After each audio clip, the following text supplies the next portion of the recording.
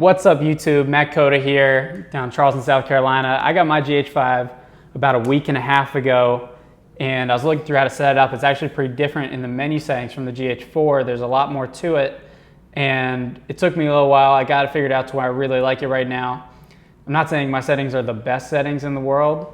I'm not saying that they're not going to change, but they're the best settings for me right now for filmmaking, time lapses, and photography.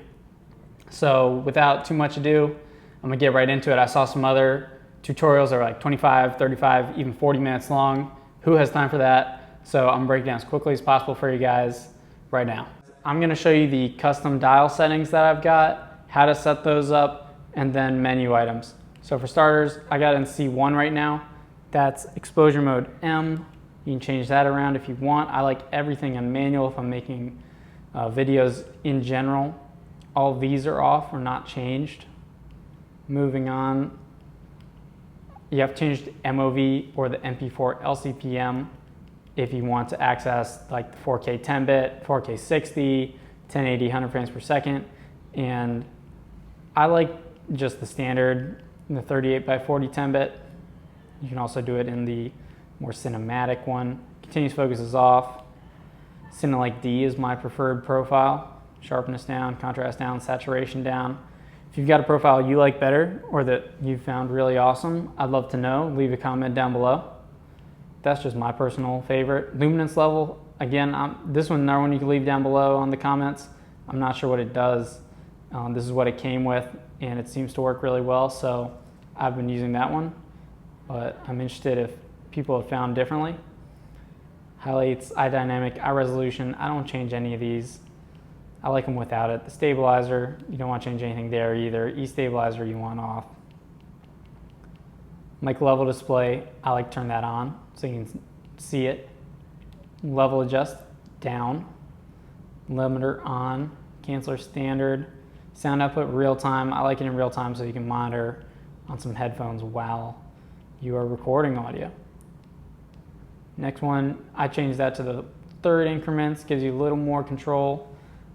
Extended on, and then I'm not doing any manual focus in this one, so all these I've either turned off or it may have came with some of those off. Again, none of these are changed or they're just off. Not doing any manual focus. Monitor, oops. Here we go. So constant preview, you want to turn that on. That'll let you see as you're changing the aperture and shutter speed on your screen. That's something that the GH4 didn't have that I was kind of confused about at first. You want to turn that one on to fix that. Peaking on, I have it on high. Histogram on. Guidelines I like these. If you're doing a hyperlapse, these ones are interesting. I'm not going to get into that right now though. In general, I keep it on the rule of thirds lines. Center marker on. Zebra 1. Exposure meter on, menu focus guide on. All of those are as it came, I believe. Okay, and now here is where we can actually set up those custom dials on the top. So what you want to do before you choose a custom dial and set it is you want to get all of your settings exactly how you want them. So I've got 4K 10-bit 24 frames. I'm shooting 50 shutter speed for that, 2.8. Everything manual, everything set, even things like the display, little things that you might not think about. I like it to have the level. So you dial that in and make sure it's right, and then come to the custom setting and go to C1, choose it, and boom, that's it. So for C1, I've got that 4K 10-bit. For C2, I've got the 4K 60. You see the shutter changed to 125. That's the only thing that changes there. Everything else is the same. Daylight, 200 ISO. All the menu settings are all the same.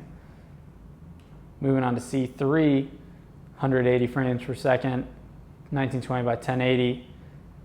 400 shutter speed jumps up to that. Everything else is the same still.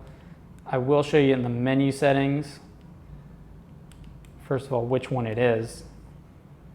It's that 1920 by 1080, 60 frames per second, and the VFR for that, which is near the bottom here.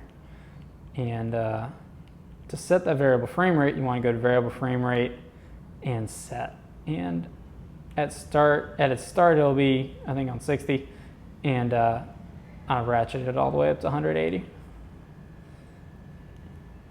So make sure you have that set for it.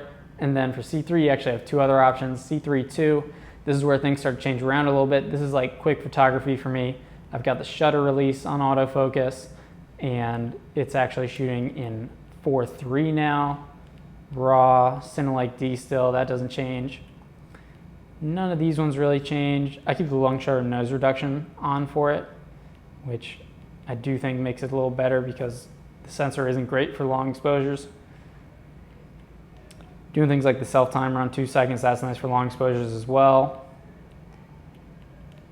And so I'm not doing continuous autofocus on here. It's more the AFF, AFS, and I like it on AFF.